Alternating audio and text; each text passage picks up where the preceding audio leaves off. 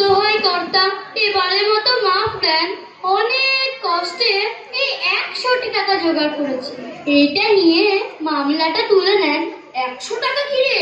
500 টাকার 1 পয়সা কম দেব না, সে তো আগেই বলেছি। আমি গরিব চাষা, অতগুলো টাকা কোথায় পাবো কর্তা? কোথায় পাবি তা আমি কি করে বলবো? ওই টাকা দিতে পারিস তো দে, নয় জেলে যা।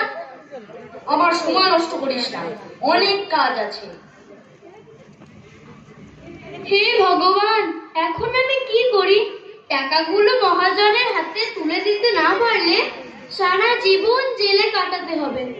আমার ছেলেপুলেরা কি খাবে, কোথায় থাকবে?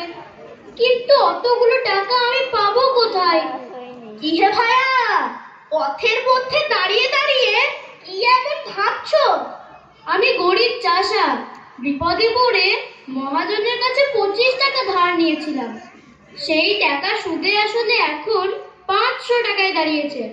আমি ওই টাকা সময় মতো দিতে না পারায় মহাজন আমার নামে আদালতে নালিশ করেছেন। অনেক কষ্টে মাত্র 100 টাকা আমি জোগাড় করতে পেরেছি। এই টাকাটুকু ওনার পায়ে দিয়ে এ যাত্রা রক্ষা করতে বললাম, তা উনি কিছুতেই শুনলেন না। বললেন, হয় 500 টাকা দে, নয়তো জেলে যা। এ তো ভারী সমস্যার কথা। সমস্যা তো বটেই।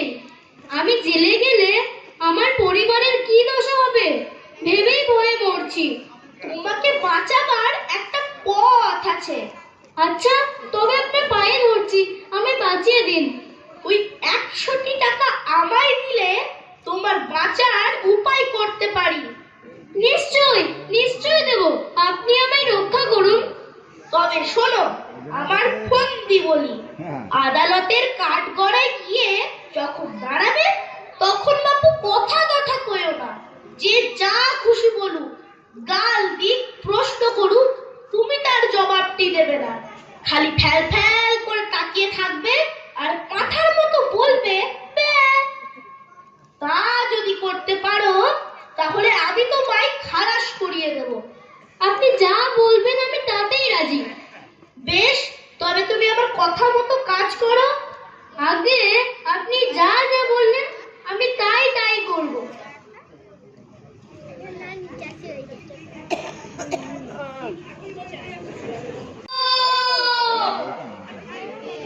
আদালতে কাজকর্ম শুরু হোক। হুজুর, এই বেটা গরিব চাষা আমার মক্কেল ওই মহাজনের কাছ থেকে 7 বছর আগে 25 টাকা কর্জ নিয়েছিল। সেই টাকা এখন সুদে আসলে 500 টাকা এসে দাঁড়িয়েছে। কিন্তু এই চাষা সেই টাকা আমার মক্কেলকে দিতে অস্বীকার করছে। ওকে জেরা করে আমি তা প্রমাণ করতে চাই। দোষী সাব্যস্ত হলে আপনি ওকে ফাটকে দেবেন হুজুর। জিজ্ঞাসাবাদ শুরু করুন। তুমি 7 বছর আগে 25 টাকা কর্জ নিয়েছিলে? ব্যাঁ। খবরদার, বলো নিয়েছিলে কিনা? ব্যাঁ। হুজুর, আসামের বেয়াদবি দেখুন। ফের যদি অমনি করিস তবে আমি তোকে ফাটকে দেব। ব্যাঁ। খবরদার। ব্যাঁ। লোকটা পাগল নাকি? হুজুর, ও কি আজকের পাগল? ও বহুকালের পাগল, জন্মে অবধি পাগল। ওর কি কোনো বুদ্ধি আছে না কাণ্ড জ্ঞান আছে? ও আবার কর্জ দেবে কি? ও কি কখনো খত লিখতে পারে নাকি? আর পাগলে খত লিখলেই বা কি? দেখুন দেখি, ওই হতভাগা মহাজনটার কাণ্ড দেখুন তো। ইচ্ছে করে জেনে শুনে পাগলটাকে ঠকিয়ে আবার মতলব করেছে। ওর কি মাথা ঠিক আছে? ওকে বলেছে এইখানে আঙুলে টিপতে, পাগল আর কি জানে, সে অমনি টিপ দিয়েছে। এই তো ব্যাপার। এখন হুজুর, আপনি বিচার করে দেখুন, পাগলকে শাস্তি দিলে কি ধর্ম থাকে? সব মিথ্যা কথা হুজুর, সব সাজানো। ও মোটেই পাগল নয়, টাকা দেবার ভয়ে পাগল সাজছে। যে জন্ম থেকেই পাগল, তাকে আবার পাগল সাজাবার দরকার কি? এই বেটে চাষা, তুই সত্যি কথা বলবি কিনা বল, নইলে তোকে সারা জীবন জেলে কাটাতে হবে।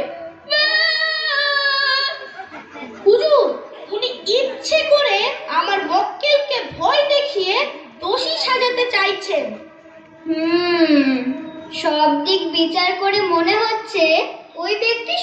সত্যি পাগল। মহাজন ছলনা করে চাপ দিয়ে তার কাছ থেকে অর্থ আদায় করতে চায়। অতএব মোকদ্দমা ডিসমিস।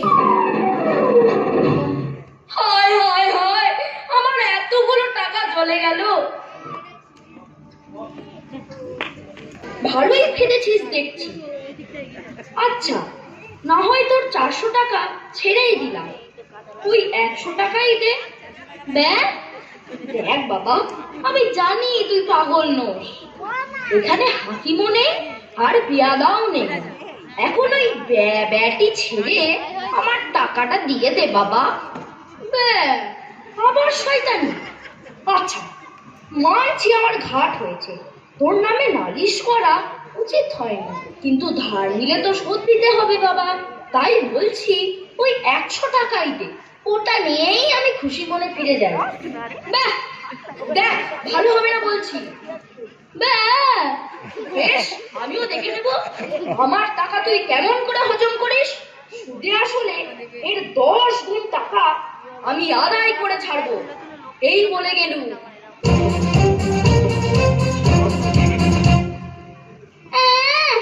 এই বলে গেলুম। মহাজনকে আচ্ছা জব্দ করা হয়েছে। আমি হলুম গিয়ে এ তল্লাটের সবচেয়ে বুদ্ধিমান উকিল। আমার সঙ্গে চালাকিতে এটে ওঠা কি যে সে লোকের কর্ম। আহা, তুমি কোথায় যাচ্ছ বাপু? আমার পাওনাটা আগে চুকিয়ে যাও।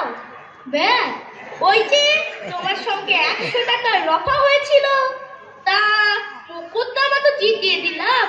এখন আমার পাওনা আমার হাতে দিয়ে তোমার যেখানে যেতে ইচ্ছে হয় যাও। বাপু হে, ওসব চালাকি খাটবে না, টাকাটি এখন বের করো। আরে বোকাটাসা, তুমি আমার কলা আমাকেই দেখাচ্ছ। দেখো, চালাকি করে আমার কাছে পার পাবে না। হাকিমের কাছে গিয়ে বলে দেব তুমি সত্যিকারের পাগল নও। ভালো চাও তো আমার পাওনা আমায় বুঝিয়ে দাও। আচ্ছা, না হয় পুরো টাকাটা দিতে হবে না, সিকিভাগ তোমার কাছে রেখে বাকিটা দাও। হতভাগা গোমুখ পাড়াগে ভূত, তোর পেটে পেটে এত শয়তানি কে জানে। আগে যদি জানতাম তাহলে পুটিলা শুদ্ধ টাকাগুলো আটকে রাখতাম।